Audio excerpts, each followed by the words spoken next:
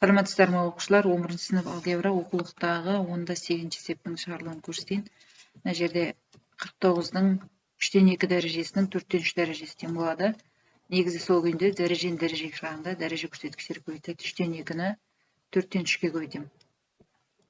3 пен 3 қысқарып 1 қалады. 2 қысқарғанда 2-ден 1, сонда 49-дың 2-ден 1 дәрежесі. Ол дегеніміз екінші дәрежелі түбірасында 49 деген сөз. Немесе мында 2 тұр деген сөз. Екінші дәрежелі түбірасында мынау 7-дің 2 дәрежесі. 2 қысқарады да, менде 7-ның өзі қалады. Ары қарай 625. 625-тің минус 8-ден 3 дәрежесі көбейтілген 3-тен 2 дәреже. 2 қысқарады. Сонда менде шығады 625-тің минус 4-тен 1 дәрежесі. Немесе мынаны 5-тің 4 дәрежесі деп жазылады. Сонда минус 4-тен 1 үстіне жазып жіберейін. Болады. 2 қысқарып кетеді де 5-тің минус 1 дәрежесі. 5-тің минус 1 дәрежесі ол 1 бөлінген 5-тің 1 дәрежесі деп алмастыруға болады. Сонда 5-тен 1-ге тең, немесе 0,2-ге тең. Келесі 64-тің 4-тен 1 дәрежесінің минус 3-тен 2 дәрежесі көбейтеміз. Тең болады 64-тің мына 2 қысқарғанда 2 минус 6-тан 1 дәрежесі. Немесе 64 дегеніміз ол 2-ның 6 дәрежесі, оның 6 минус 6-тан 1 дәрежесі деп жазуға болады. 2 қысқарған кезде ол 2-ның минус 1 дәрежесі, бағанағы сияқты бұны 2-ның 1 дәрежесімен алмастырамын, ол 2-ден 1, немесе 0,5-ге тең. Келесі ары қарай 4-шісі тең болады 25-тен 4-тің 3-тен 2-ні көбейтем 4-тен 3-ке. Қысқарған кезде 2-ден 1 қалады. Сонда 25-тен 4-тің 2-ден 1 дәрежесі. Немесе бұны түбір астынан алып жазуға болады. 25-тен 4. Бұның түбірі бізде 5-тен 2-ге тең, немесе 0,4-ге тең. Келесі ары қарай тең болады. 8-ден 27-ның ұрыс бөлшекке айналдырып жіберем. Минус 2-ден 5-ті көбейтем 5-тен 2-ге.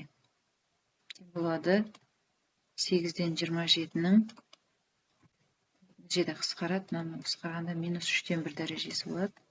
Немесе мынау 2-ден 3-тің 3 дәрежесі деп жазуға болады. Мынаны 3 дәрежеге шығарсам 8-ден 27 шығады. Соны минус 3-тен 1-ге көбейтіп жіберсем, қысқарғанда 2-ден 3-тің минус 1 дәрежесі алады. Енді теріс дәрежеден құтылу үшін мына жерде алдымен бөлімнің орнын ауыстырамыз. 3-тен 2-ның 1 дәрежесі алады. Тең болады. Мына жерде 25-тен 75-ге 6 қоссам 81 ұрыс бөлшекке айналдырып жіберем. Соның минус 3-тен 2 дәрежесін көбейтем 4-тен 3 дәрежеге. Тең болады 25-тен 81-дің мына жерде қысқарған кезде минус 2-ден 1 дәреже шығады. Немесе бұны 5-тен 9-дің 2 дәрежесімен алмастыруға болады. Тең болады минус 2-ден 1. 2 қысқарған кезде 5-тен 9-дің минус 1 дәрежесі. Немесе оны 9-дан 5-тің 1 дәрежесімен алмастыруға болады. Сонда 9-дан 5 шығады екен. Келесі ары қарай 10-9 есеп. 10-9. Мына екеуін бір-бірімен салыстыру керек. Мынаны түбірмен алмастырсақ, 4-ші дәрежелі түбірасында 12-ның 3 дәрежесі деп жазам. Мынаны 2-ші дәрежелі түбірасында 12-ның 3 дәрежесімен алмастырам. Енді мына екеуін салыстыру үшін түбір көрсеткіші бірдей болу керек. 4-ші дәрежелі түбірасында 12-ның 3 дәрежесін сол күйінде жазып қоямын да, мынаның екі жағында 2-ге көбейтіп жіберем. Себебі мынаны 4-ге келтіруім керек. Сонда менде 4-ші дәрежелі түбірасында 12-ның 6 дәрежесі болады.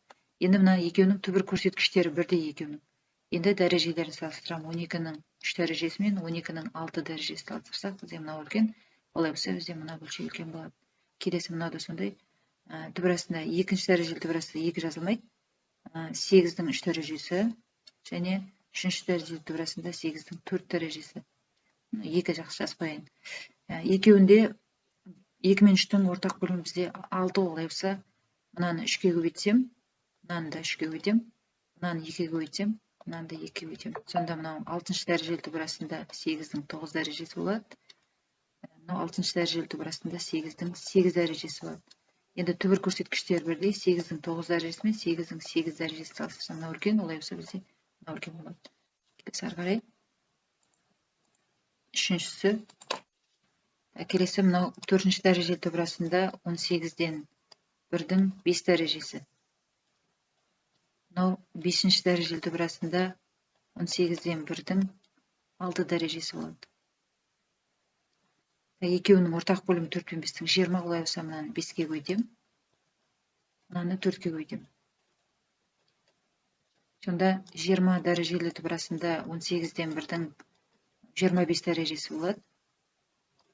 Мынау 20 дәрежелі төбірасында 18-ден 1-дің 24 дәрежесі болады. Енді мынаның түбір көрсеткіштері бірдей. 18-де 1-дің 25 дәрежесі мен 18-ден 1-дің 24 дәрежесін салыстырайық.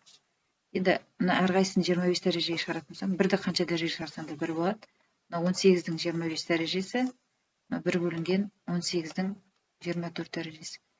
Алымдары бірдей бөлшектің қайсының бөлімі кіші, сол бөлшек үлкен болады. Яғни бөлімі мынау кіші ғой, олай болса, мына бөлшек үлкен болады, олай болса, бізде мына бөлшек үлкен болады. Келесі мынау дегеніміз 1,5.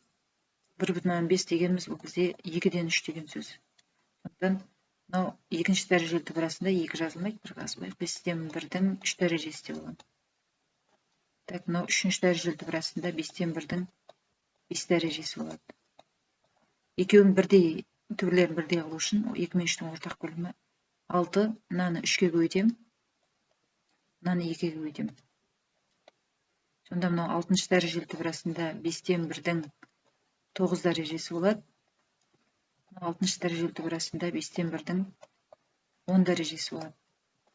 Енді түбір көрсеткіштері бірдей, астындағы 5-ден 1-дің 9 дәрежесі мен 5-ден 1-дің 10 дәрежесін салыстыратын болсам, манағыдай 1 бөлінген 5-дің 9 дәрежесі, 1 бөлінген 5-дің 10 дәрежесі. Алымдары бірдей бөлшектің қайсының бөлімі кіші, сол бөлшек үлкен болады. Мынау бізде мынадан кіші, олай болса, мына бөлшек үлкен, олай болса, бізде мынау үлкен болады екен.